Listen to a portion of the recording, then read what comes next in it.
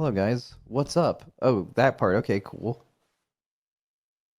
Wait, wow, we have a guest? What? Oh my, what? Okay. Um, I have hit start recording, so we can just use this as the intro if you like. we could, fuck it. And welcome everybody to, wait, what is the episode number? 52? 52! Woo! Wow. Welcome, Poddy, welcome. Who's our guest, Ratnos?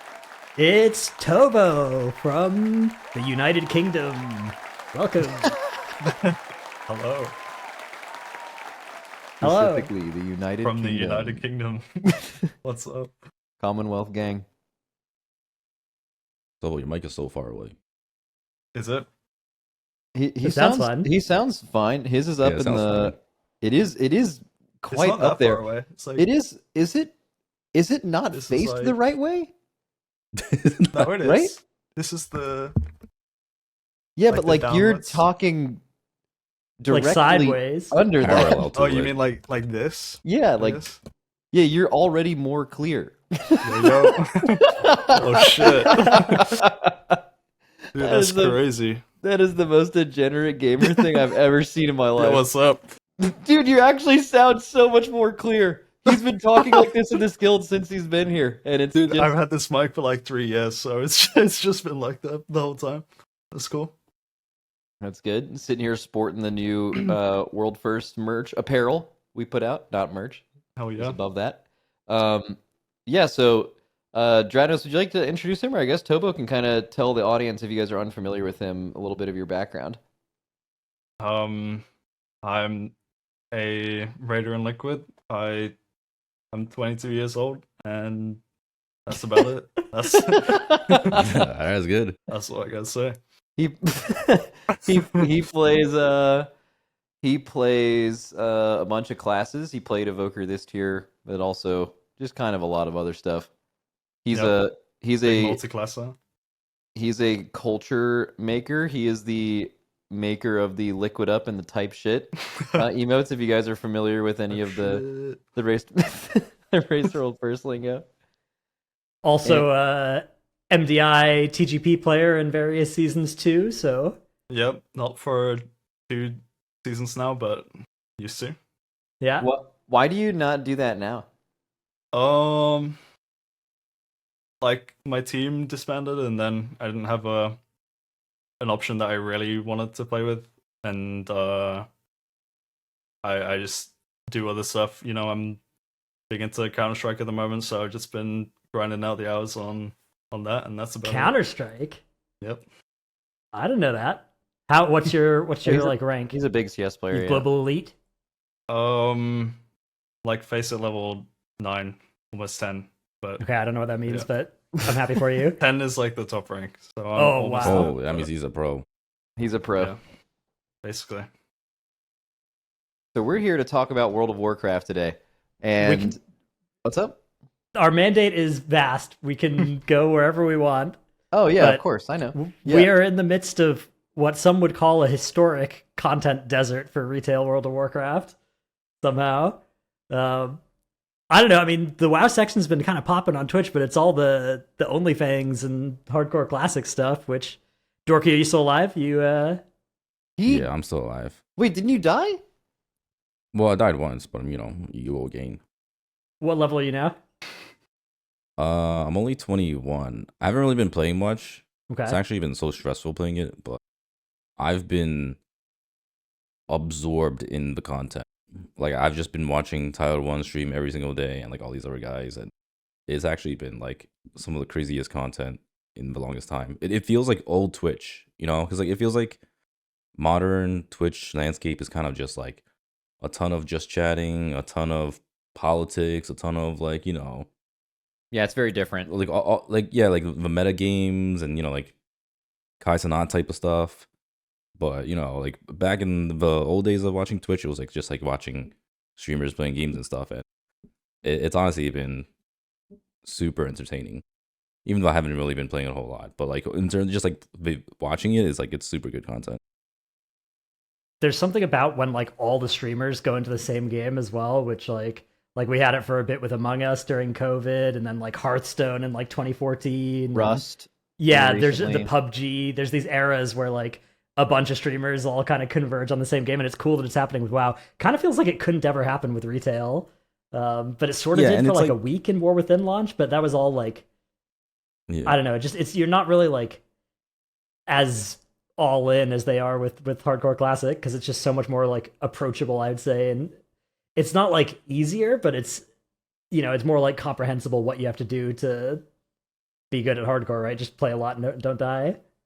It's an insanely good first time experience. And Yeah. watching these streamers that you've known for such a long time that is like entering your sphere is like such a surreal feeling. It's like, it's like who would have expected seeing Tyler One, Grubby, and like Zaryu in the same group? Like that's just such a random combination of people. And then like somehow Pilaf is in there too. It's like, what the fuck?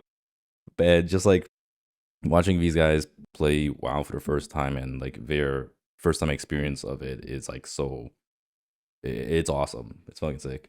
I heard some like drama happened, right? Wasn't there a? Oh yeah, there's been drama every day.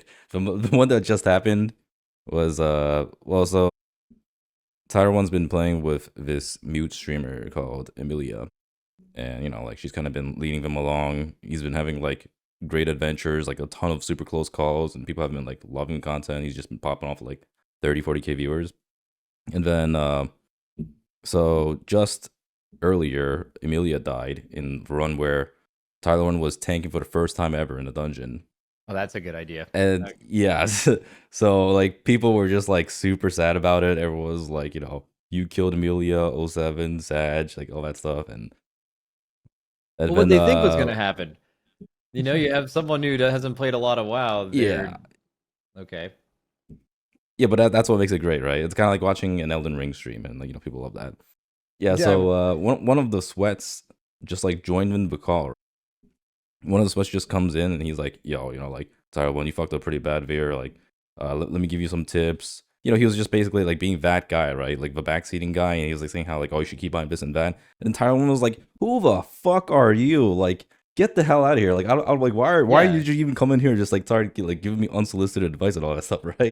And so he just like mutes him, and I don't know. There's just been like a whole bunch of stuff happening in the guild. Well, yeah, I saw a crazy. clip from that guy's stream, and he was like, "If I went into a League of Legends game and I like ruined the game, and then Tyler One tried to give me advice, I would take it because I would respect that." And it's like, yeah, but like no one asked you for your advice, right? Like, Yeah, who like, asked? yeah, I mean, if he decided to tank a run in the first time ever in a hardcore classic, that is like you are introducing a lot of risk. Everyone being involved in that, you kind of know what you're doing. It's probably really good content, but that's because there's risk associated with it. So then the bad thing happens, and it's like, no, you fucked up, and you need to hear why. And then here's just a streamer playing a game for fun, and he's like, dude, what are you fucking? Who are you? Like, why are you here? But classic players take this shit really seriously, so it's not surprising. Have you played classic at all, Tobo? Did you ever get into it? Not really. I played some, like when it first came out, I played a little bit, but I sort of Wait, you got to talking level. about like 2019 or No, like the re-release of 2000? Classic, Oh, like oh, yeah, 2019 or whenever it was. Yeah. Yeah, 2019. Yeah, I don't even think he was born. No, yeah, he was. I you would was have gonna been say, like, two. Yeah, Wait, that's crazy. yeah. Oh too. man, that's tough. So I didn't Little play it 2-year-old back in Tobo just- 2004. Yeah, just Back skirting then. around the barrens. Yeah, but in 2019 I got to like level 15 or 20 or something, and then I was like, this is not for me, and then I just never logged in again. How when did you even start playing WoW retail? In BFA, watching. I played like a little bit before just questing and got to max level and then quit a couple times, but then I watched like the race in the Jaina tier. Watched the race on Twitch, and I was like, I'm gonna play. I'm gonna just play some WoW, and that was it. But how'd you even get into WoW as someone who's young? Unlike us. Dude, Well, this is because, a good that's like question. that's a We needed question to I hear ask. a perspective from this. Is Yeah, it- because like Why I not talk to Fortnite? people like Twix all the time. Well, yeah, it's like I mean- yeah. Why not these other games? Like the first Why time I WoW? logged in, it was like the first time I was on a laptop or a PC or something, and I wanted to get to download Minecraft on it because someone told me to. And my dad was like, "Do you mean Warcraft?" And then I And then I looked at the So it was an page. accident. Yeah, So it was kind of. Yeah. I mean, my dad, So my your dad was like, "Try, like, look at this," but he doesn't play games either, so he just kind of heard of it, and he was like, "Do you mean Warcraft?" And then I looked at it, I was like, saw one of the ads with like Chuck Norris in it or something back in the day, and then I played, and then that was it. That goes crazy. Yeah, that's your how- dad's like a fixture of the Twitch chat scene as well, and all the like events you play and stuff. I remember in the Yeah. MDI events, you'd always. Oh, I didn't would know always- that. Yeah, dude, Tobo's dad in the Twitch chat would Is that his put in name? the emotes. Yeah, Yeah, that's his name. His This name's is Tobo's literally dad. Tobo's He's dad, ripping yeah. like He won- 7 TV frogs and shit. Yeah, he's No he's way. typing like dogs and stuff. That's Yeah. it. That's awesome. Thanks. So you, that's how we get young people into WoW. They have to mishear their parent, or their parents need to mishear what they're saying and then accidentally suggest Warcraft. Yeah. and then we're Dude. here. Do you guys as parents play games? Sorry, Tobo. Or I guess Tobo too, right? Because you're. Well, my parents don't play any games now.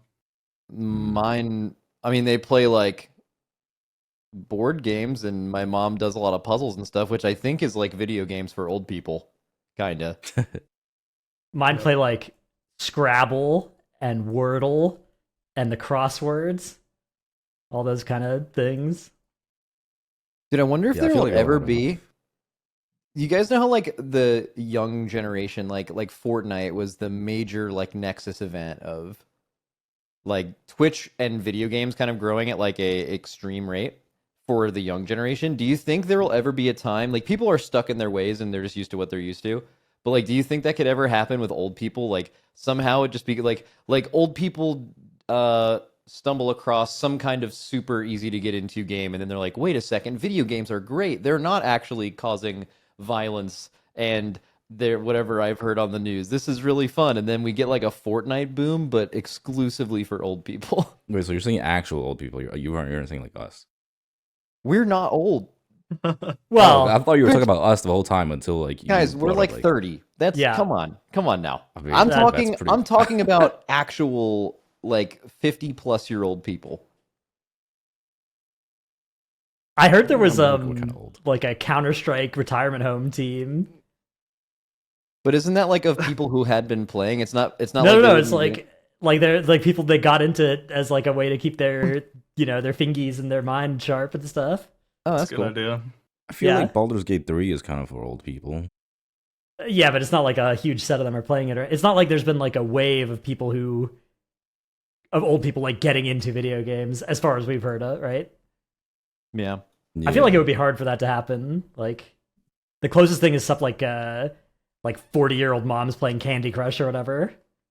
Yeah, but that's like a gateway, Get them Yeah. into Candy Crush, but then yeah, I don't know. It'll probably never happen. You know what I'm interested to hear about with Tobo? So a lot of us like raid log, right? And I don't do fucking anything in farm right now. But like, what is the process like playing other games, but also needing to like maintain 1 million characters for the race and like do all of these farm runs and shit? I mean, it's like each week there's just basically one day that's like do all the weekly stuff, just do keys on every single character, and then do crafting and stuff before each raid.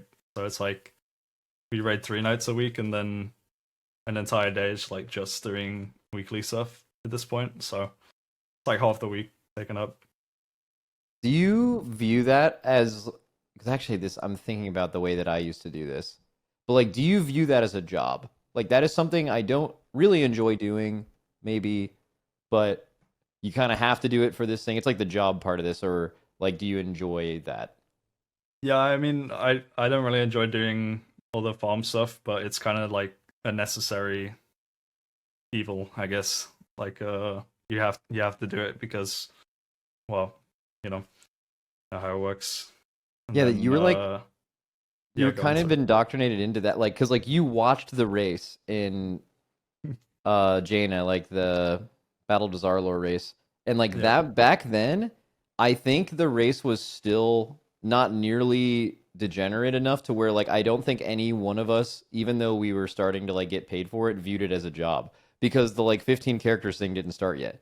You were kind of just doing the runs you would be doing anyway, and that was just enough to be ready for the next patch, and you didn't have, maybe you had 2 raid days in farm, but that's just like what you did for fun before this was ever like a competition. And I wonder when that actually transferred over to being like, holy shit, this is a lot of work, as it kept getting harder and harder. But you were kind of just born into that. You got into this pretty much right, like right when you joined Echo. I mean, I had like one tier. Like the first tier I played, it was like 5 characters, and then it like exploded after that. So I had like one tier of sort of normal. I mean, it's like a bit more than other people would play, but it was like sort of normal, and then it went to like 8, 9 characters every tier, and then up from there. So it was like kinda, I mean, it's kinda like a job because it's just so much time out of your week. It's like stops you from doing other things in some way. Yeah. You know, I don't know how some people work a normal job and then come home and do all the farm raids and stuff. Like some people actually do that, and I don't know. I think if most could do people don't, because you're right, it sounds the same, but yeah, a few Yeah. people do. I think Dorki would die. I don't think Dorki could do it. I don't think Dorki could do the 15 character thing. I think he'd actually die. Like no matter Yeah, what the upside was. I also don't think so. I don't know. Dorky's pretty high It's pretty patch. rough. Dorky plays I mean, like I Lost am Ark very and games high like that. patch. Yeah, I think Yeah, I am very high patch, but like it depends on, you know, what the goals are, you know? Like if the results Yeah. are worth it, I am like a grinder at heart. oh, then maybe you'd be able to do it. It's just that I think the passion thing, there's like certain points where it stops becoming about passion, it's repetitive, and I think one major one in the race is like you make all the tanks, right? You make one of each Yeah. tank, and like that's cool. All right, the second you're making a second and third of each, it's like you don't have as much attachment to that character, and it's just like this thing. Like I don't know if Tobo has a bunch of like one class because you cover a few things, but there's some people in our guild I think who have like Fired Up must have like 13 or 14 mages or something, and like that's just not fun, you know? Like that's objectively not fun. Yeah, it's definitely a lot more fun if there's more variety of classes you're playing. Like if I was playing Lost Ark and I was playing a bunch of different classes, you know, like that's actually fun to do because you're just doing the content multiple times on different classes. Yeah. But if you're playing the exact same shit, then it's pretty bad. yeah. Tobo, you have like a decent amount of multi-class, right? But also a bunch of mirrors of like evokers, right? Yeah, I have like 9 druids at the moment, so my druids are just kind of like clones. They're all just like they don't have much what's the word, like meaning behind them, I guess. You know, you don't Yeah, you don't get you're not too attached to the them. characters. They're Yeah. just like there. It's weird. You don't even get gear on them either. It's like it's not even like you're going through the run and you're starting to get traded gear. So you're like, okay, I've assigned like, okay, I now care about this character. This is my guy. I'm excited. Yeah. I'm getting loot. It's like you just get told to log on 3 hours later, and then it's like just a random lottery whether some add-on script goes through, and then just 15 pieces of gear get traded to you. And you're like, oh, okay, Yeah. cool. I guess this is my main now. Yeah. It's so weird. And then so now the process of like being ready for next tier, like, is this the most farm has ever been for you guys in the race? Like the most amount of logging in you have to do to be ready for next tier? I think so. Yeah, I'm logging in more than I have in previous raids for sure. That's got to be tough. Like, how could somebody even join mid expansion with this setup? Well, someone just did. Multiple people just did, right? From a Yeah, different it's- region.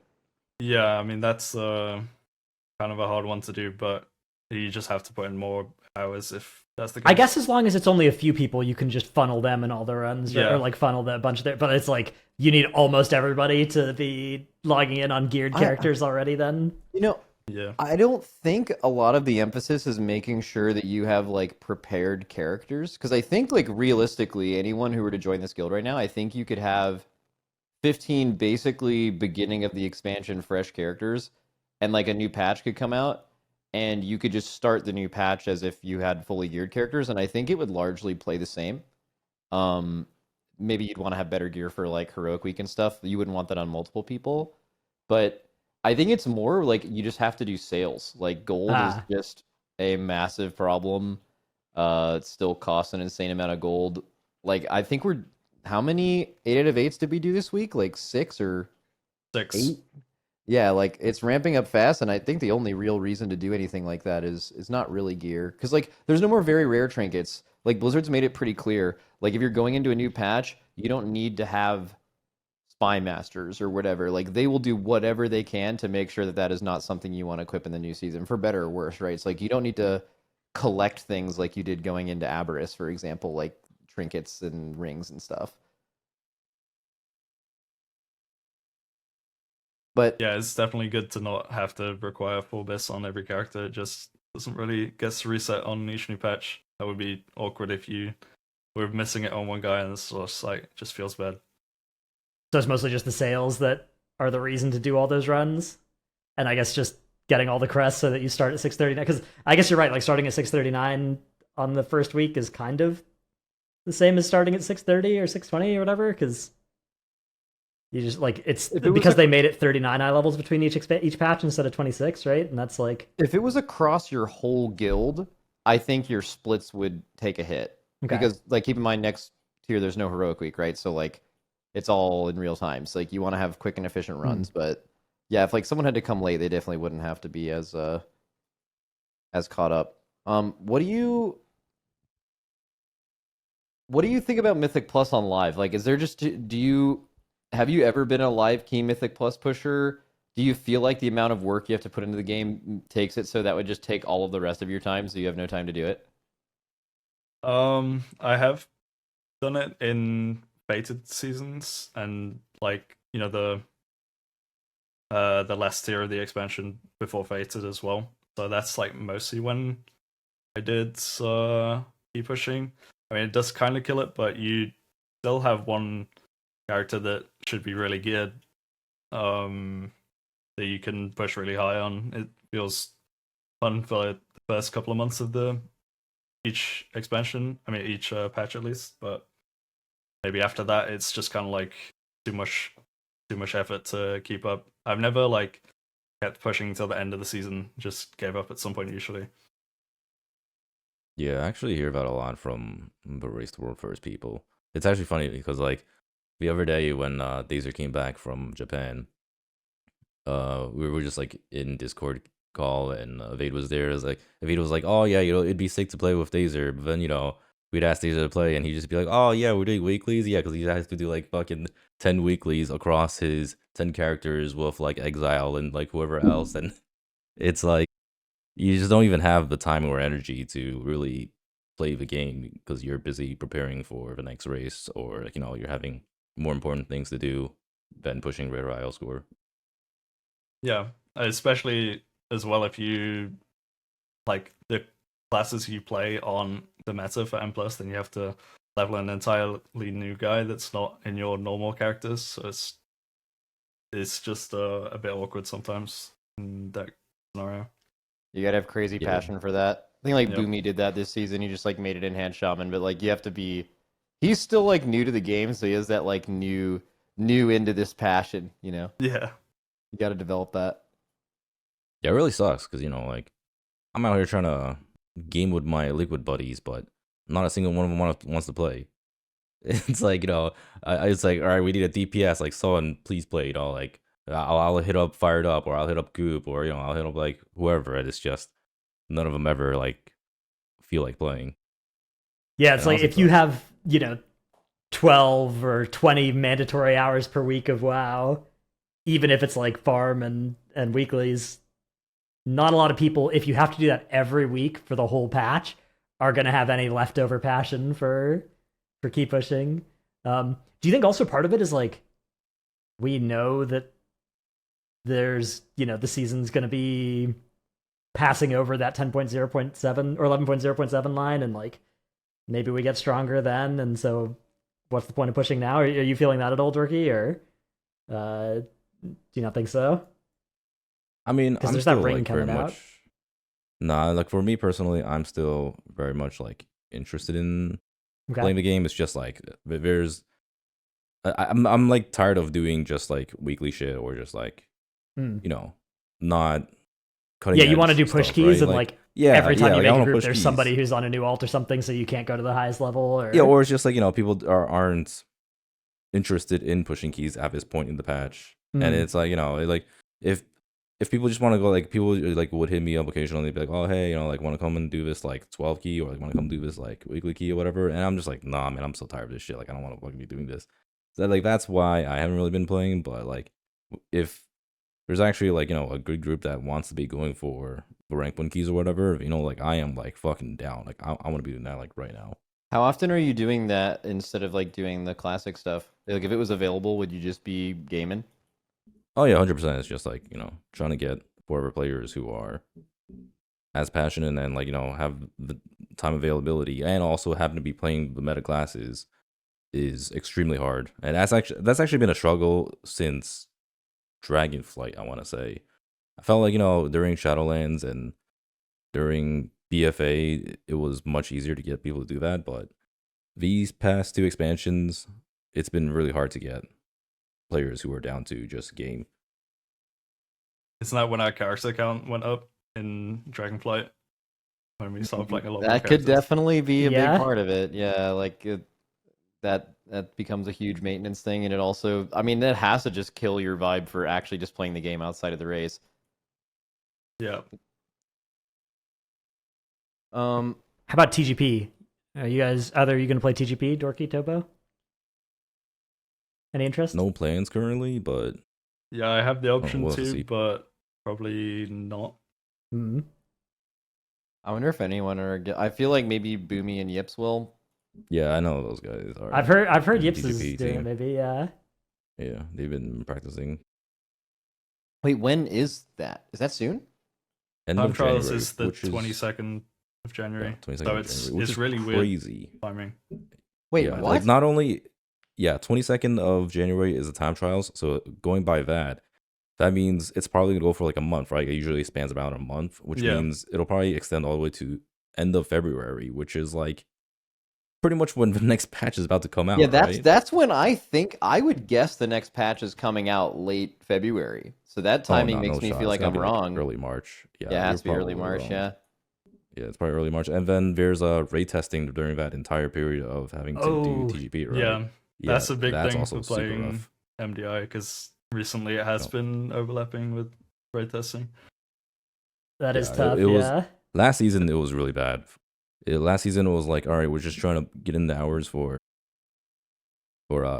season 4 TGP stuff, and then it would just be like constant raid testing and like people trying to prep for the next tier raid, Yeah, and also just like trying to give a passion to do that is just really hard. yeah, especially if they do 2 tournaments every patch. The TGP is gonna overlap every single time. I was thinking more about what Tobo said earlier about like when he actually played and he saw the race. I wonder how many people are like him in that they got into WoW for like a competitive reason, like, oh, that looks really, really cool, and then you just immediately started doing that shortly after, which I think is something to talk about in its own, because you went from like, okay, I saw the race, that's cool, to like within an expansion being in the #1 guild in the world, right? Like that's kind of extremely fast.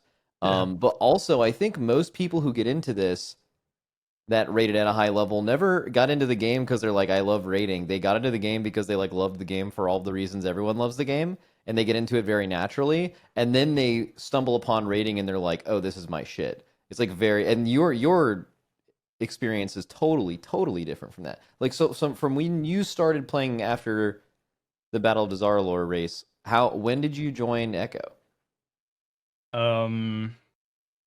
It was so in Castanethria farm I joined Method, like the remake of Method, and then the next tier I joined Echo in Sanctum farm before Sepulchre.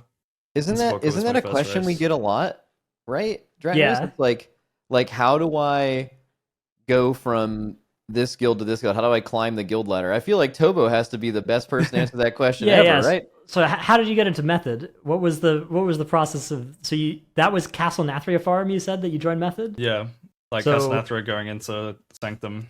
and you started playing in BFA. Yeah. And BFA went straight into Shadowlands. And you started playing after watching Jaina. So Yeah. You came in BFA season got- 4. In season 2. Season Yeah, season not 3. Okay, season 2, right? Okay, season 2. Yeah. What did you do then? Did you join a raiding guild immediately? I joined like some guild doing normal. I did like Okay. some normal progress. That was pretty quick because they were like already on heroic or something. It's already a few months into the patch. And then did full heroic, did a couple of mythic bosses. And then the next Okay. year I got my first cutting edge. This is Nazoth? Ajara. Ajara, okay. Yeah, so Ajara was first cutting edge. I like joined a different guild at that point. I guild hopped, I guess, but like between the tiers, like Okay. not So like mid-progress before or anything, I Ajara tier guess. came out, you joined a cutting edge Yeah. guild? Yeah, What kind of world rank was that? Like, I was 800 in the end. okay. So, So like a late cutting edge guild yeah, on it Ajara? was literally like the last week to get cutting edge. We got cutting edge, Hell yeah. and that was cool, I guess. And then with the same guild, we like I turned into an officer, and we got like world rank 300 in the next one. So it was like a Damn. big leap. I guess I made a big impact out of that. Yeah, okay. All Wait, of you. that's Yeah. gotta all you. be- Wait, did Yeah. you guys increase your raid hours or anything? Yeah, a little bit here and there, and Hey, that's- What I was you gonna know. say. How Well, did- how if the- that was your decision, then it's your. I mean, it it's all it you. is had to be W- had to be on me. WU. Yeah. Yeah, okay. So world rank 300, and then I joined. I got like good logs in the same guild, and then I joined a top 50 guild. Just applied, and they wanted to get me. Played pretty good there, and then joined Method the next year. Had like Okay. some vouchers. Actually, when I was in that guild, Logok was in it at the same time. You know, when he was like suspended for Okay. a tier. So we played together in some top 50 guild, and then he like had good things to say about me basically, but the Method guys, Oh, cool. and that was it. Okay, so if anyone wants to ask us that question in the future, the idea is you join a normal guild, late cutting edge guild, become an officer in that cutting edge guild, increase their world rank by 3 times what it was before, top 50, top 3, top 1 in order of tiers. And that Yep. and it's just that easy. You just Yep. fucking do it. Took 2 years Yeah. from I nothing. mean, the real answer is you just have to put in a lot of hours. Like, I mean, I was just playing like 16 hours a day because I had nothing else to do. It was like COVID time. Hell yeah. I took a year out of uni, because I didn't want to go during COVID, and then I was like, let's just play some WoW. That was it. Yeah. So drop out of school. Yeah. Drop out of Drop school, out of school too. and yeah. play a lot of WoW. Yeah. Get it Yep. twisted. Yep. That's good. Guys, we did it. What do we do? We got our first sponsor. No way. That's right. This episode of the PoddyC is officially sponsored by Manscaped. The holiday season is upon us, and it's time to treat yourself to the ultimate self-care experience. And what's that, Dratnos? Well, thank you for asking. It's, of course, the Performance Package 5.0 Ultra from Manscaped, which is the actual name of it as well. That's a good name. A good way to name your thing. Wow. What is that? Well, Dorky, this isn't just any old package. It's like Santa's workshop for your downstairs grooming. To start off, it comes with the incredible Lawnmower 5.0 Ultra. It's a grooming powerhouse. It features 2 interchangeable blade heads, the skin-safe trimmer blade for precision, and the foil blade for that close and clean cuts. Wow, that sounds incredible. But can I be honest with you here? My ear hair is getting all out of whack. Manscaped wouldn't happen to have a product for that in the Performance Package 5.0 Ultra, would they? Worry not, Mr. Maximum. Manscaped has got you covered. The Weed Whacker 2.0 is included, and it's for tackling those pesky nose and ear hairs. With the same skin-safe TM technology, you can trim worry-free without the risk of nicks and cuts. And it's waterproof, making cleanup a breeze. Just rinse and go. But Dranos, I as a cat, I'm not a cat by the way, always start itching a little after I shave. Is there anything I can do about that? Well, guess what, Dorky? It comes with both the Crop Soother and the Crop Preserver. The Crop Soother is a trademark, and the Crop Preserver is a restricted thing on it. The Crop Soother is the perfect ball aftershave lotion. It's dermatologist tested and gentle on sensitive skin. And Crop Preserver, the quick absorbing lotion with soothing aloe vera. Wow. Unbelievable. Could there possibly be anything else? Well, there is. It comes with 2 free gifts. The Boxers 2.0, the ultimate comfort underwear, with with a pouch for your balls, and the Shed 2.0, and wait, Frank put the same thing twice, man. He's so bad at writing these scripts. It's the Shed alright. 2.0 and Shed 2.0. So clearly these are 2 different things, should be, but whatever they are. A premium travel bag to carry all your stuff. God damn it, Frank. God damn it. Unbelievable. Yeah, so what are you waiting for? Help the PoddyC out and treat yourself this holiday and get the Performance Package 5.0 Ultra from Manscaped. It covers all your shaving, trimming, and post-grooming needs, ensuring you wrap up the year looking and feeling amazing. Use our promo code PoddyC, and you'll get 20% off plus free international shipping at checkout. That's 20% off plus free shipping with promo code PoddyC at manscaped.com. Thank you, Manscaped. Back to the episode. Oh, I actually do have something. Okay, I procked a question as well. You go first. Okay, Yeah. well, did you see Jack's video about healing? There have been a couple of videos in the last couple of years where it's like, this is what healing used to look like, and this is what healing looks like now, and like the problem is it's too spiky, and that turns into a defensive bloat thing. We've all done that a bunch of times, but he like got a spreadsheet from someone, and I can probably find a picture of it. I'm actually gonna do that. Let me find the YouTube video. Because I haven't seen it before. Someone else made it for him. But it basically shows it's a spreadsheet, and it shows like every raid, for a while, I think since the beginning of Legion maybe. And it's simply like what like a good top HPS number would be in that patch versus the amount of health, and then the ratio of top HPS to health, and seeing how it's changed over time is super interesting, and you kind of feel that, and I wonder, I guess, like, why that happened. Let me get a picture of it. Here we go.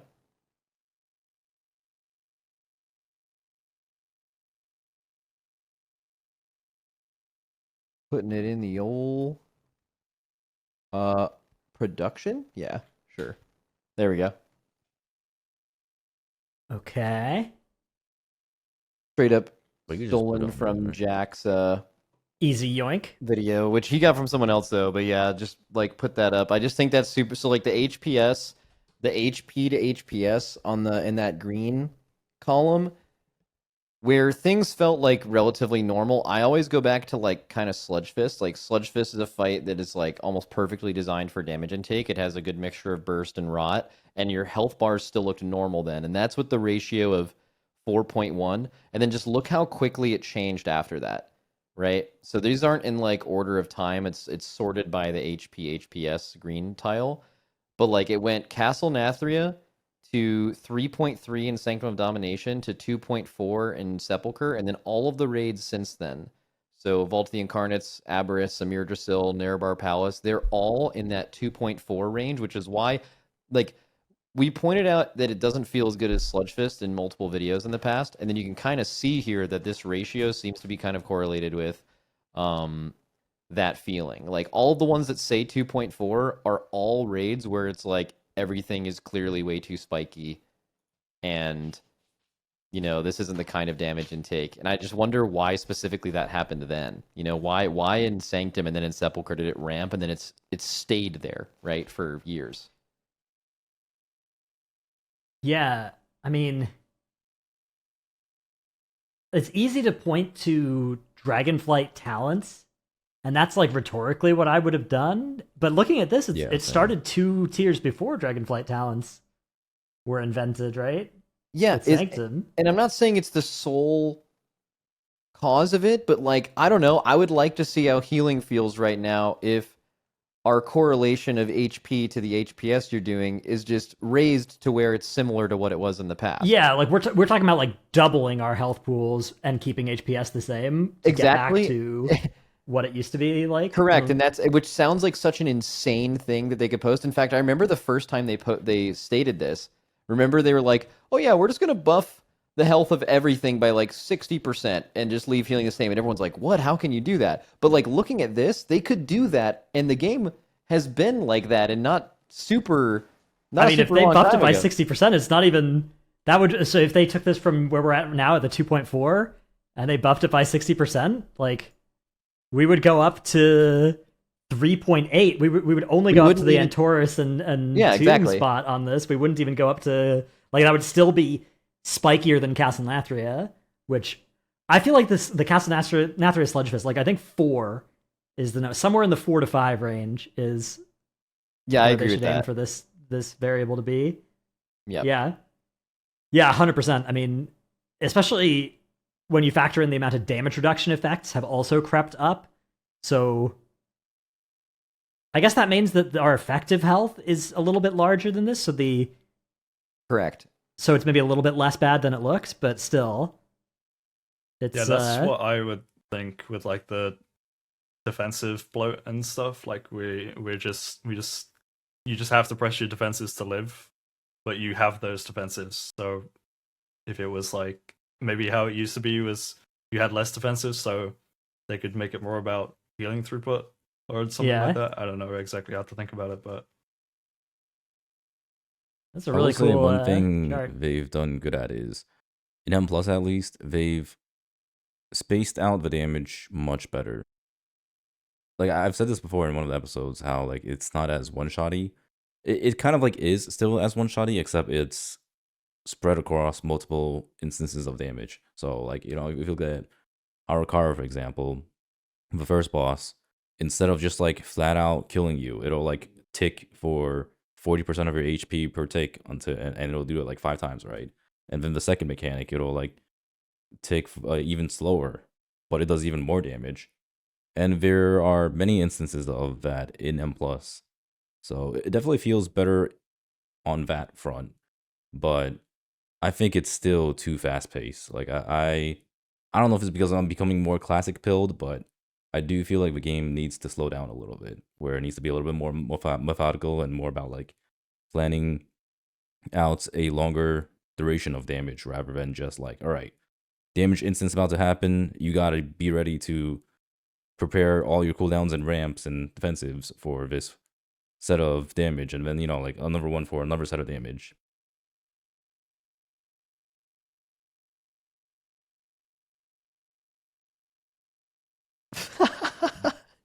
Sorry, that was just such a ridiculous silence. We have nothing to talk about. all We'll good. probably cut that out, but holy shit. Sorry, I got a little distracted. I'm just looking at this chart, dude. Charts, something about a good chart. It stun locks me sometimes, Oh, why don't we have it pulled up? Pull it up on the He did have it podcast. pulled up, I think, or did you not show it on the thing? I'm not showing it. Frank will have it showing. But Bronco will clearly. do it in post. Okay. Cool. Okay. yeah, he does doing that kind of thing. He'll have it, the big picture of it. It's the one in production, Frank. Yeah, he'll find it. Good luck, buddy. What was when we were gonna think about talking something? You said you had something. Oh yeah, Tobo. What's it like? Because I was just thinking, because I don't know if this made the final cut, but there was a part where there was an awkward silence, and I suggested we played Scriblio, and that reminded me of the race. What's it like being on the side that now has the starting early, but also the sitting in front of your computers playing Scriblio for a couple of hours, waiting for the servers to That's come a good up? question. How's that it's yeah, it's definitely so weird, I guess, after doing it, after not having that for I don't know, however many raids it was, like 3 or 4 raids. But I mean, what you're doing on the other side, you're just watching the streams of those people playing Scriblio. Like I'm just sitting there watching like the Liquid Raiders play like web app games and stuff, just waiting for their servers to come up as well. So it's like it's cool to be on the other side. It was also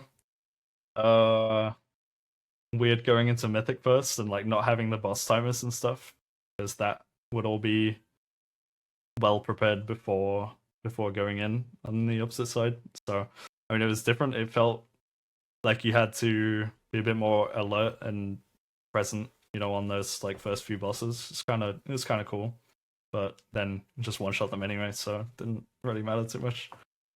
I mean, the biggest difference was the first like 4 bosses, I guess.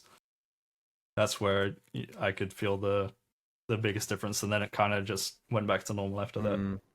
Yeah, it's interesting because like usually on like a harder boss, you're used to seeing it and then like figuring it out, adding timers, taking a little break for that. But on like easier bosses, if you're just one-shotting them, I never thought that EU has like they're like prepared for that, but for us, we don't really have a way to have those. Like Rasha'nan was such an experience. Like I don't think any of us really knew what was going on. We were just like frantically chasing the boss, and somehow it died. And like one-shotting that boss is crazy. It's we still talk about that. Like that's crazy. Yeah, it was a wild ride. Ended up being a somewhat good boss. I was kind of low. We were both low on it. I think I said something really mean. Yeah, actually. you said something about it being like an AI generated boss. Yeah, I really regret saying that because I just feel like I would feel so bad if that like fight designer heard me say that and was like, yeah, you're the guy who had the fucking raid dev interview too, and you're just out here calling them fucking AI developed raid bosses. Yeah, that wasn't good, but I did that. Yeah, it was ended up being pretty nice. The other ones were kind of self-explanatory, but it does kind of feel like YOLOing it. It feels like what WoW could feel like if like there was, or like a taste of what it could look like if there was no like dungeon journal, or you were just like kind of just like seeing the boss and being like, all right, what the fuck is happening here? Like Rasha'nan, you knew what some of the things looked like from Heroic, but it really did kind of feel like we were just figuring out, we were just seeing it and just being like, okay, holy shit, do this. You know, like things were happening 3 times faster than they were on testing. Like boss was just running away. There were some platforms where it didn't cast an ability 1 time and you're just casting the other ones 4 times in a row. It's like, what is going on? And that would be really fun, right? Yeah. If it was all different like that. How do you feel about going to a no heroic week like set up next tier? Is that, or back to heroic week? Yeah. No, back to simultaneous. Back to simultaneous. Yeah, no heroic week. Going away from heroic week that we did have. Well, yeah. How do you feel about that, or how did you feel about just having it versus not having it? Like, which one do you prefer and why? I mean, you kind of got used to having the simultaneous release, and then going back to it is like, it's nice actually. You know, you get a week of getting your splits out the way, and then when you go into Mythic, it's mostly just playing Mythic. And then on the flip side, I feel like simultaneous release is just very stressful. It's just, you have to get through Heroic as fast as possible and be as efficient as possible, and then you're thinking about all of your upgrades and all of this other stuff on top of trying to be efficient in Heroic, and then go straight into Mythic without any kind of gap in between. So I like the Heroic week for sure, but that feeling of the last simultaneous release we had being a Mirdrasil, and like Heroic splits needing to be the most efficient and important thing, and then they put Smolderon in, which is probably the like hardest boss to do on day 1 in a split raid. Not the boss just for your guild, but like when you are doing it as 10 raiders and then there are just 20 raiders helping you, and every single time they don't know that there's an orb, the boss gets a 3% damage buff permanently, and they have 5 of them per person, right? Like that boss gave me nightmares, man. You just prayed that you one-shot that boss. It was so rare, but oh my god. You also couldn't really have people die on that boss. You can just tell them to die and kill it anyway, because if you have 10 people dead from the start of the fight, the damage check is really rough. Yeah, it was like early Heroic Smolderon, it was bad. I know there's some players in our guild who don't feel that way about I know at least some of the people in our guild who have jobs, especially do not like the Heroic week because it's like they have to request an extra week off work. Yeah, I can see that being a big thing. But Another thing I noticed was kind of... No, go ahead, Dorki. I was another thing I found kind of weird about the Heroic week being added, maybe it's because like it was the first time in a long while, or maybe it's just because like it's the first time we have this with crest system, is it made us jump up a lot more in item level compared to before, because we have 2 weeks of crest Yeah. instead of one right. Yeah. So Really yeah, like surprising. it was just it was really strange. I just remember the first few weeks of raid progression just feeling very off compared to usual because of that. Yeah, like you logged in on Mythic Tuesday and you had 2 weeks worth of crests, and I don't like Mythic crests, and that was an interesting decision because they didn't need to do that. Yeah, the Like, cap yeah. could have just stayed at 90 that second week instead of going up to 180 on the guildies. Dude, Yeah, that would have that- been extra awful right now though. Yeah, Yeah, I mean, it would suck to be down 90 right now, sure, but like, it would have probably been better for the first few weeks to. It was definitely weird. I'm not sure what the best way to do it in the future is. The best way is to I just think, like- remove myth track, man. I swear to God, the myth track is so dog shit. Like people are feeling the effect in full force right now, and people are not happy about it. Yeah, I think it is good things to raid. Like, it's nice that the raid gets so you like you're still getting more powerful even now, even like 2 months in. Mythic raiders are still getting more powerful, and that's kind of nerfing the content. Plus, the content is getting nerfed by the buff, which is important because it's like such hard content. But it definitely kind of sucks for M plusers. Yeah, I wonder what the.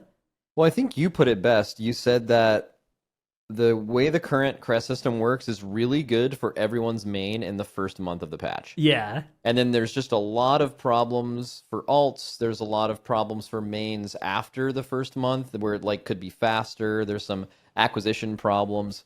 There's some other stuff, but like that's what they went for. I wonder if they feel like they would have overdone it this patch with like the buffing, because I haven't been doing a lot of raid stuff, but like I've seen some recent Ansarek kills, and like the amount of damage people do now is insane with like the gear they keep getting and the stacking buff. Like I think Ansarek might end up being like one of the hardest or the hardest boss ever, and then it might be one of the easiest cutting edges to get by the end of this.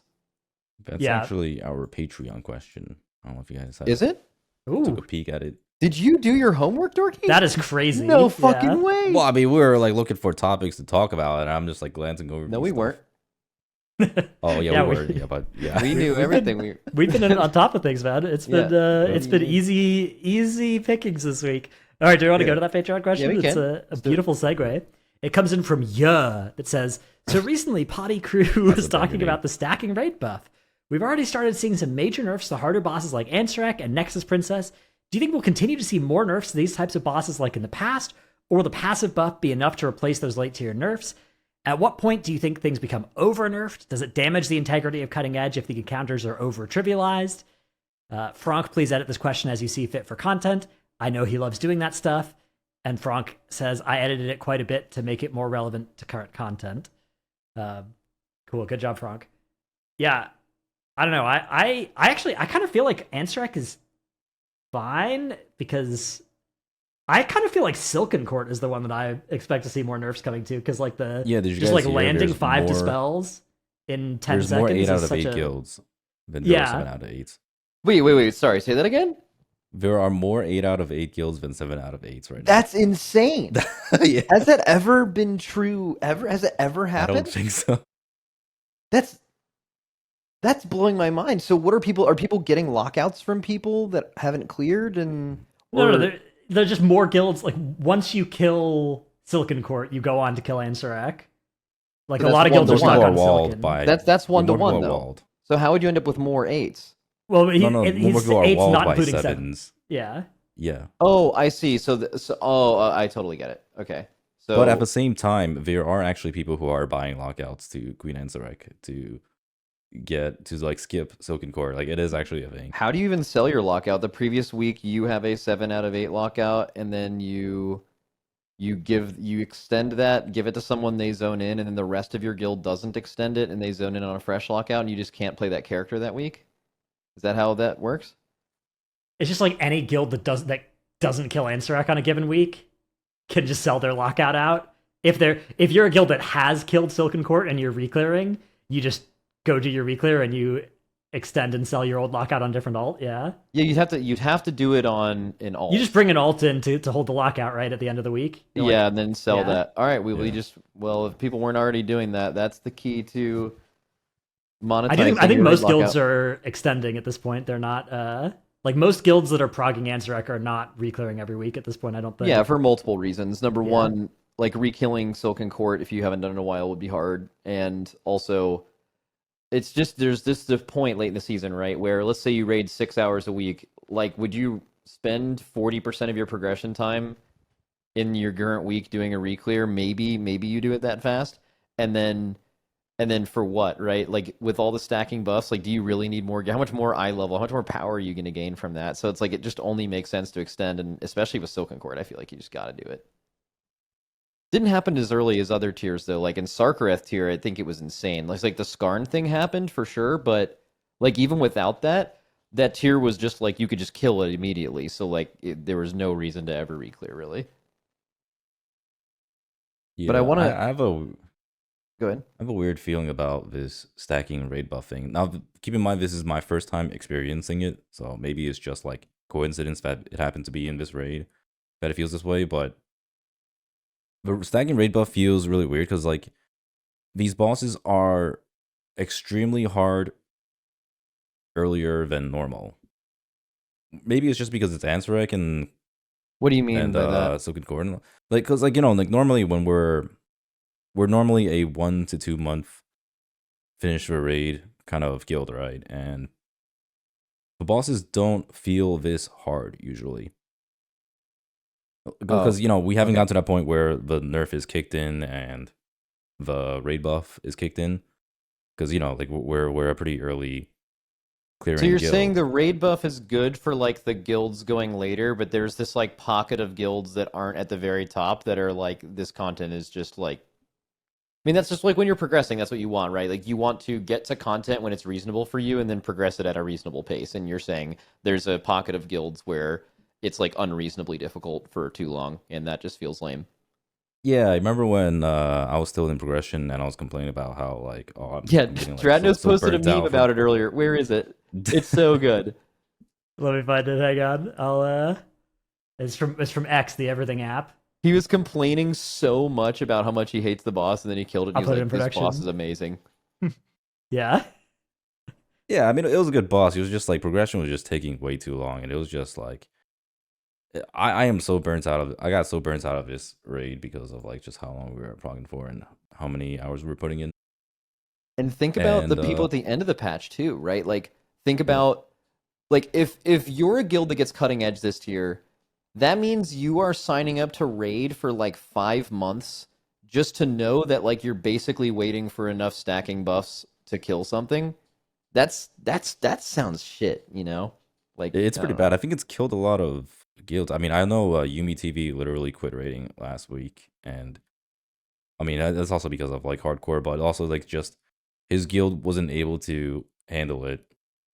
People were just quitting left and right. They were just like sick and tired of just having to reprog these bosses. I also like maybe it's just because of like how these bosses were designed. That's why I'm not too sure if it's like because of the raid buff or because of how the bosses are designed or what. Because the raid buff doesn't even help some of these bosses. Like Silken Cord. It doesn't matter how much more gear you get or how much more damage you do. You still got to do the dance. And if you don't do the dance, then you're kinda fucked. Like Silken, I mean, it gets a little bit easier. You can skip the last. You can skip like the end of P3, but that's not even that much easier of a fight. You still have to do almost the whole thing, and you have to like Yeah. do this. It's still by far the hardest part of the fight, I think, that lineup, but yeah, you skip the hardest part, but you still have to like understand and do the whole fight, basically. Like, I don't know. It's weird. I feel like once you get past, it's like Brood Twister's kind of like that as well. Brood Twister's is annoying, weak aura setup. It's getting all 20 of your people on the same page on kicks and like egg doing work. And then Nexus Princess, depending on which strategy you use, is almost always going to be a really tight, positioning check, right?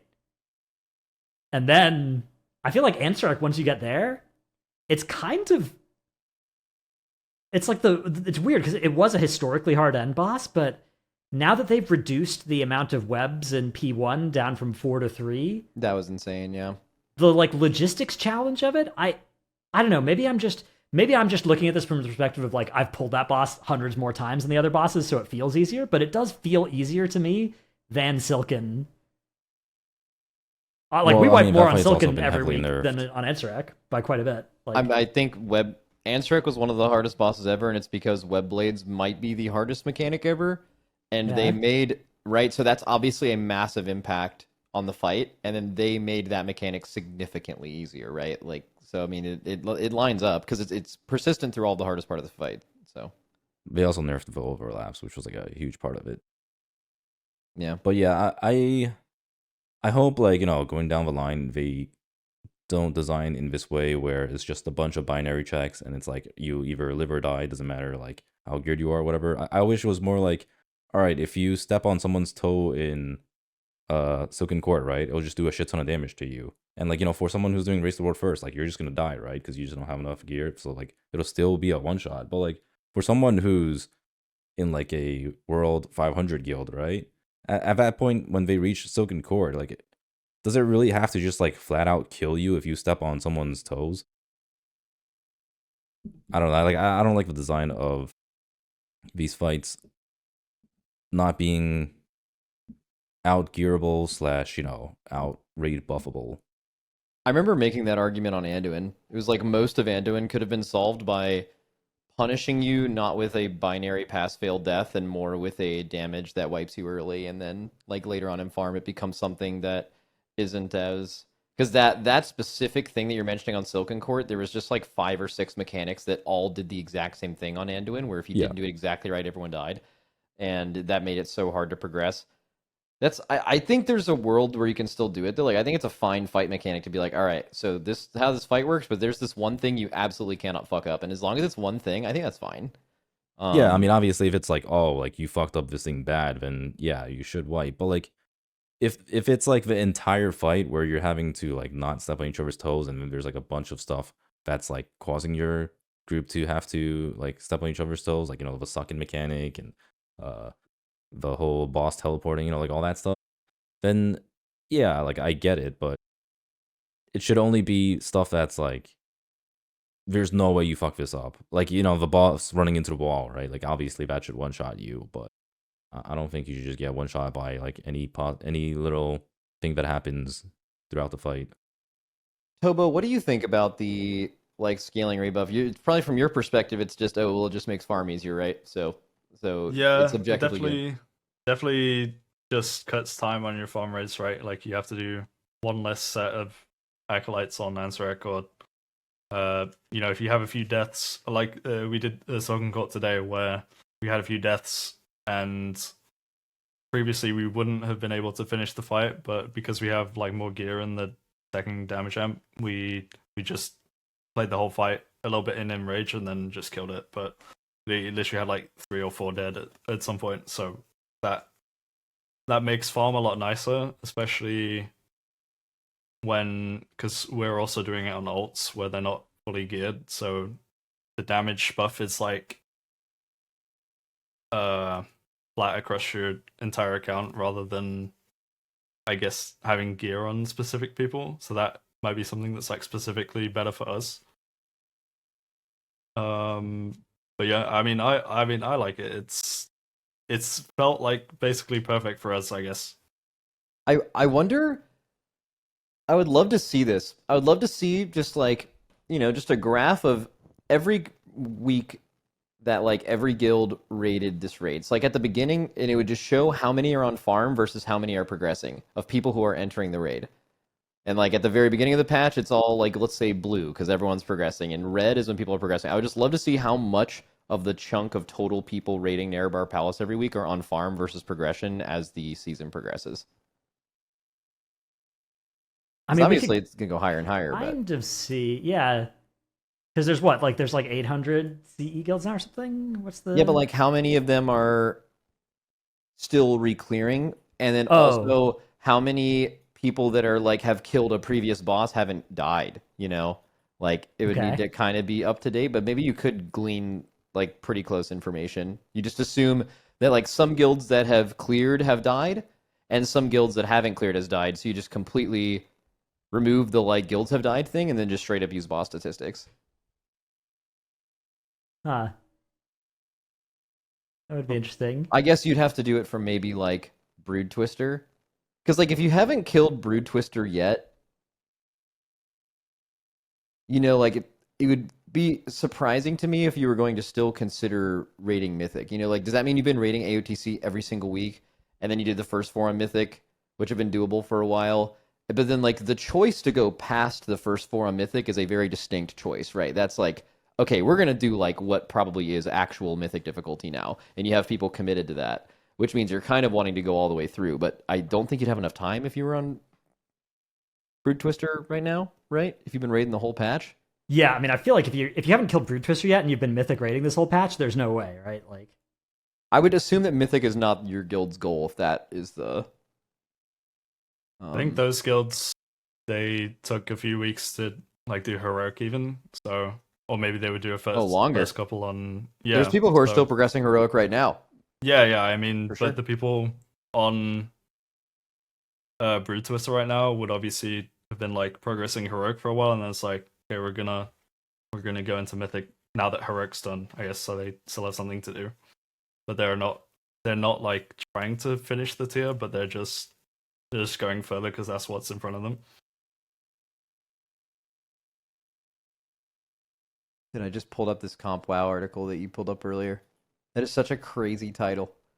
There are almost 1,000 guilds stuck on Silken Court, and more guilds are 8 out of 8 than 7 out of 8. That is so weird. That is like the weirdest thing ever. I don't think that's...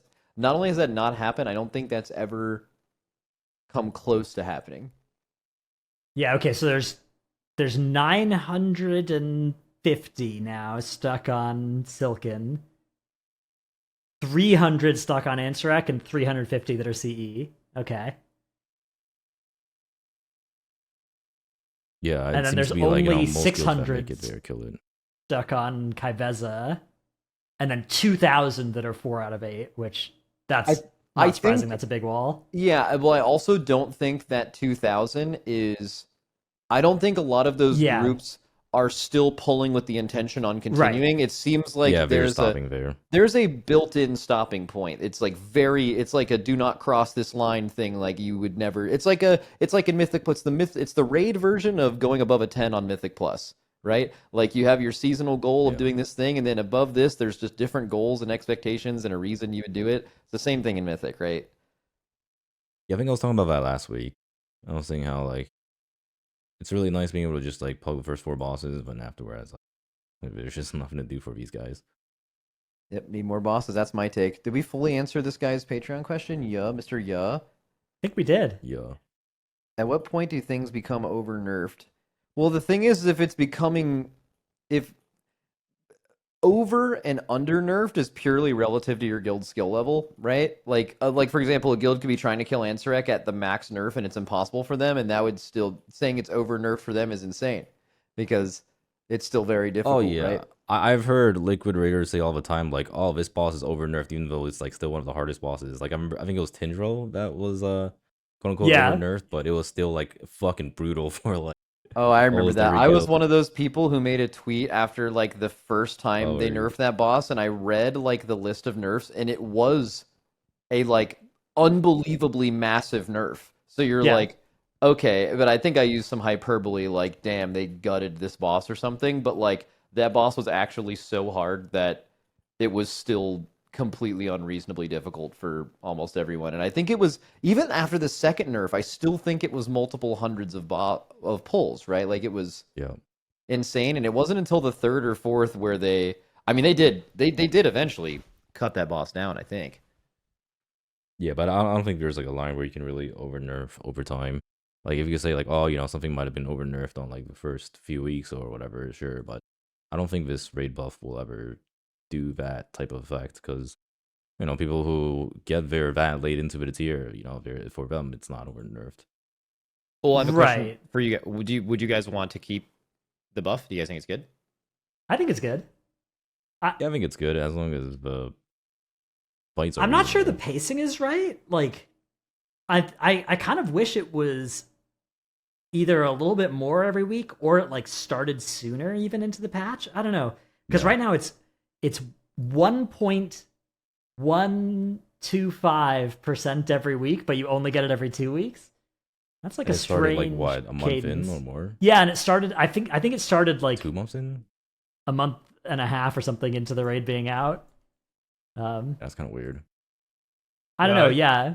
I think I would keep the stacking damage, but I mean, definitely for the lower rank guilds, the bigger thing that helps them kill the boss is like the mechanical nerfs, right? Rather Yes. than all of the Yeah. damage and everything, even though the damage does help as well. But I wouldn't want it to be in place of like mechanical nerfs, I guess, for that reason. But keep the damage buff as well, just to make everyone's life easier. Second time you're killing a boss, just reclearing. So I think one Yeah. way it could replace the mechanical nerfs is if it increased HP as well, and like Yes. I said, like if the mechanics didn't just like flat out kill you and it just did like a Yeah. shit ton of damage to you. That way, like if players fuck up and they can still recover and not be like completely Yeah. wipe the group. I like it when mechanics are on that line where it's like, yeah, you're gonna die if you get hit by this in Race to World first and like in Hall of Fame progression, and then you're not afterwards. And I think that having that stacking raid buff, increasing health instead of just healing, Oh, that's a would really go a good long point. way towards that. Yeah. Because like you think about a mechanic like web blades, right? Like web blades is a mechanic that is right on that line of one-shotting versus not one-shotting you, right? Yeah, it is, but like to get it exactly right to where you could tune it the first time without increasing your health later and have it kill you in the race and then not kill you later is not really a thing because classes Yeah. classes passive defensives are just nowhere near the same as each other or in health pools even. So you would just have classes like you'd be like, "Oh, we'll just bring this class to progression because like they don't get You know how OP it would be if you could bring like if you were choosing between a few classes to bring and it's like, "Oh, well this one just doesn't get one shot by getting hit by web blades from like 90 or 95%." That would be fucking insane. Like that would save so many deaths. We had that it's with DKs, though. yeah, DKs and R raid were like that. Yeah, I don't I know if mean, it but was you true in guys Race can to stack World So first, that first. was in the Race to World first. That was they would die from that. But if they had Okay. like literally anything, they would live. They were probably just like a couple of weeks of eye level away from it. But DKs are the prime suspects. But you can't get that right because DKs are fucking brick walls, right? So like you need to kind of add health to make that true across the entire game. Yeah, I think something they could do with the same effects is like, well, the way it works on Silken Core is if you touch each other, it doesn't do like a certain amount of damage, right? It literally just kills you, like no matter what. I think that's how that works. So we But should do if- that to web blades, right, Well, Dorki? if they changed the Silken Core mechanic to just do damage instead now as a form of like a mechanical nerf, that would Yeah. be my thought, like way of thinking behind it. Yeah, I think they also just should not be afraid to do like 30% damage nerfs to web blades, which I think they did. I think one of the nerfs they did to web blades was a pretty large damage nerf to it, but they should take those mechanics that are like these one-shot you to these do 60% of your health levels more. Yeah. Yeah, that fight specifically. Also, like you could right now it requires all 20 people getting a buff, and if you don't get a buff, you like I think you die and you can like never be rezzed or some ridiculous debuff or something like that on Silken Core. Yeah. Like if you don't go in the circles at the beginning, dude, just make it so like only 16 people need to get a buff. You know, make it so you can pick 4 people, maybe your tanks or your healers or something, and you can just have them like completely ignore that part. That would be a huge mechanical nerf, Yeah, right? that would be interesting. Cool. Yeah, the mechanical nerfs are just always weird because it feels artificial and it's like, at like a very set time in the patch rather than something that's like gradual. Yeah. I think that's like always the complaint about having to wait for raid buffs or raid nerfs. Wait, Yeah, who are the people 4 always- dumbest people in the raid? Like, who? If you could have 4 people, like, I wonder if every guild would approach that differently. Like, we have Warriors. 4 people we can have not do this. Some guilds would be like, it'd probably be our dumbass melee, and some guilds would be like, man, our healers are stupid. Like, we should just have them sit in the middle and heal. And Oh, for us it would be evokers, not close. I would say it's usually warriors. dude, that's crazy. I feel like it can't be evokers because unless Well, you're- okay, on that are- fight they have to do mechanic or whatever, but Well, like no, not even the mechanic. Like, are your evokers like unreasonably stupid? yes. Okay, that Yeah. makes sense. Because like if you think about it, like they actually have like some of the easiest time actually Like, doing the movements of that fight, or they should. If you bop them on the side of the head, there would be like a ringing hollow sound. It would be like Oh yeah. So Yeah. they're built bad. Okay. very I mean, poorly. Look at the death statistics on Radar. Oh, yeah. Hold on, yeah, let me pull this. Oh, that would be fascinating. Yeah, hang Actually, on. Look at this. please do that. I Yeah. always love looking at this. Okay, mythic I'm deaths, posting it. all classes. Yeah, oh, DK. Dude, DKs are getting away with absolute murder. Holy. Yeah, look at Warriors. Wait, as where well. are you looking at? Where do you find this? Is it? Is it linked in production right now? Oh, okay. You can- Bronco you can pull it up on the screen for all the listeners and viewers. Okay, top 25% of players, all bosses. Yeah, okay, the DK thing is actually just extreme. That is fucking insane. The DPS, they're DPS and they're below all of the tanks and death statistics. I don't remember the last time I saw something like that. Like, pretty much no cheat classes that has ever even been true. Wait, Augavoker's really low? I'm surprised. Okay, The devs are high though. August low. yeah, but the devs dev are being high is really interesting to me because I feel like devs are. Oh, well, actually, I don't know if it's that interesting. Like Dev Evoker is in the right hands. I think is like it's a class where if you use all of the buttons properly, you could argue that they're like as unkillable as any class, especially in this raid. Just like Mhm. but also doesn't really, have a cheat really. death. Yeah, it's literally +1 cheat death. You can see the effective +1 cheat death on this. Oh, you can see it with Fire Mage versus the other mages as well. It's kind of the same thing where Fire Mage gets a big Yeah. jump.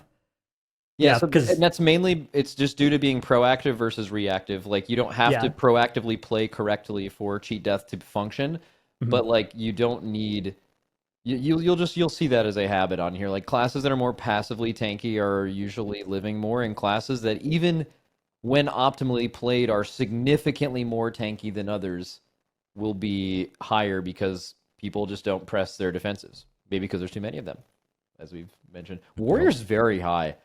I don't Yeah. think Yeah, I told you, Fury. Warriors are I dumb don't as think hell. Fury is actually really not tanky. It's just the Warriors are kind of brick stupid thing. Yeah, I think it is just warrior players tend to be just.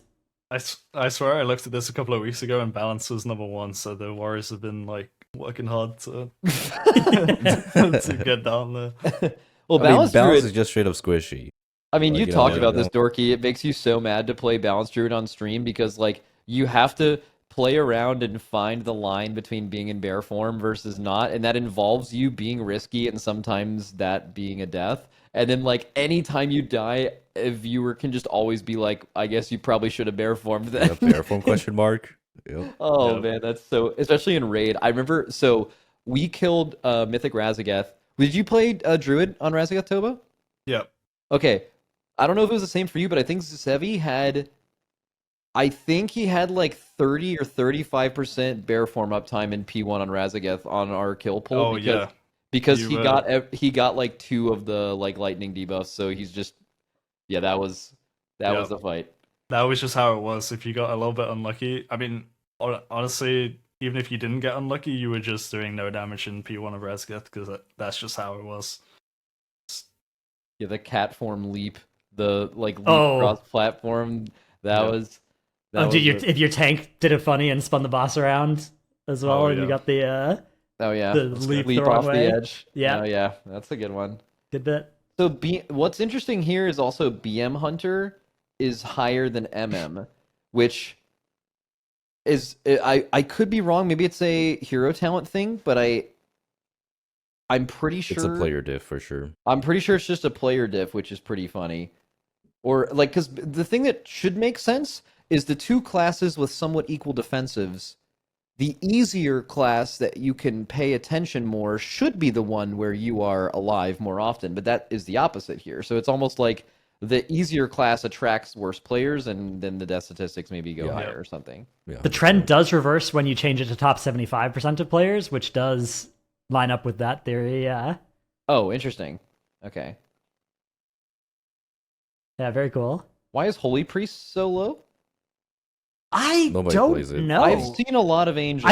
I see I wonder angels. if it's counting their death and into angel form not as one of the first deaths or whatever. But then then it would be at 0? Well, if they die, or maybe it counts it when the angel form ends, not when it starts. And so if other people die first and it's already a Oh, wipe. that's exactly what it is. between 'Cause them? that sounds. yeah. I bet you're exactly right. Because I bet these. It says for details on how these are computed, click here, and I bet not it doing that. is.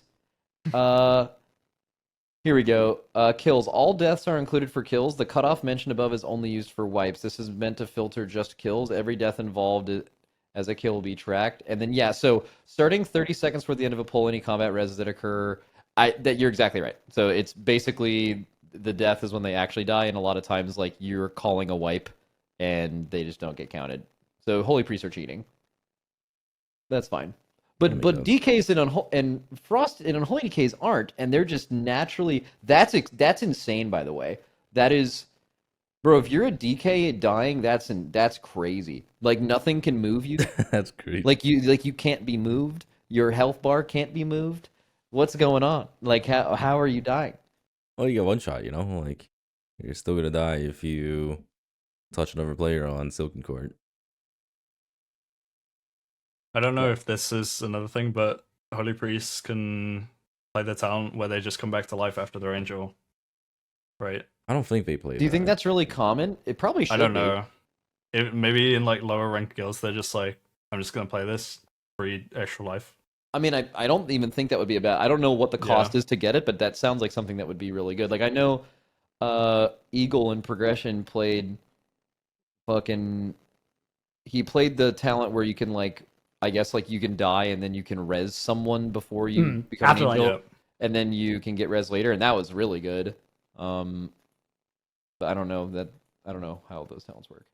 I see that talent being higher up on the tree versus the other one being at the bottom, so Yes. maybe that's It's like you just the path whole through for reason. free. I, Yeah. I remember in an alt raid, I asked one of our priests like, "Oh, you have that? Like, why don't you cast it?" And he's like, "No, I don't have it." Then I inspected him; it does have it. It's like just in the build. They just always have it. yeah. Yeah. So I noticed another trend on here. So if you like look at if you go top 10% of players, why are like you see healers kind of not near the top of deaths because healers a lot of times, they'll just like heal themselves a lot. So you naturally are just getting more healing than other people. But why is Mistweaver so much like more alive than the rest of the healers? Oh, Rasha'nan's actually below them. That just seems like a pretty big gap, you know? Are Mistweavers geniuses? Resto Druids die all the time apparently, but the similar like bad personal buttons. Yeah, Resto it could be Shaman's that, also but doing people well? who are- Yeah, Resto Shaman's people like who are really, playing really up. Mistweaver are probably specialists, right? True. Oh, so it's not like a meta class, so they have more mains. So you have more statistics are people that are like really that actually does line up because I've seen a lot of talented players play alts and they'll do the damage like right away, but like the intangibles of like using their specific defensive kit and then more often like their very special kind of niche utility like I think one with monks is kind of really prevalent. If you ever watch an alt monk player, they'll like never transcend. But if you watch a monk main, transcend like almost all of their movement decisions are based around using that button optimally because it's so good. And like it's just stuff like that you see people taking a long time to like, acclimate to. That lines up. Why is Ass Rogue die so much more than Sub or Outlaw? That's the meta one. That's why. It's the opposite. It's because the Wowhead guide has people tricked into taking elusiveness instead of cheap death. Is that true? I don't know, but I'm making There's that up no right way. now. I'm I pretending bet that that's the is. answer. I'm feel like I'm there's gonna no take your way. makeup I'm and gonna run take with a it. look, It's yeah. insane that they did that. I'm gonna take a look. Don't look. I mean, just- and then plus that that's makes just sense. how it works. Elusiveness is good, but Yeah, Deep and Death then plus is there's really no way good. you live without cheat. Dude, I don't know. I don't see a single person using elusiveness. Oh, I found one. Why does Feral Druid have a higher death rate than Resto Druid? Is it purely healer diff? Like I'm a healer and I heal myself because Feral Druids are just tankier, right? They heal themselves and they 100%. have a better personal. Well, ferals don't really heal themselves. they can, Yeah, but they True, don't. you can Yeah. heal yourself. Yeah. I've never seen one. I've seen one with that buff, just full uptime of that buff that lets them cast a free regrowth. Never consume it. Never use it. Yeah, I mean, you're losing a global damage every time you're. Yeah, exactly. If you ever Never want to see a happening. smart enhanced shaman, it's one of them that'll spend 10 Maelstrom weapon on a healing surge when they're low and then not die. It Ooh. feels so bad to do, but like that's a good play. Just rip like a chain heal when the raid's slow as well. Yep. That's the unspoken play because at least the other one you're saving your own life, which means you don't die and you look better. Yeah. But you're saving other people's life. That's so benevolent. Wait, why is Shadow Priest so high? Our police players think. Stupid? Yeah, they're kind of stupid. They're like Yeah. they're like ranged warriors. Also, like, having to press disperse, like Lamau, if you catch me pressing that.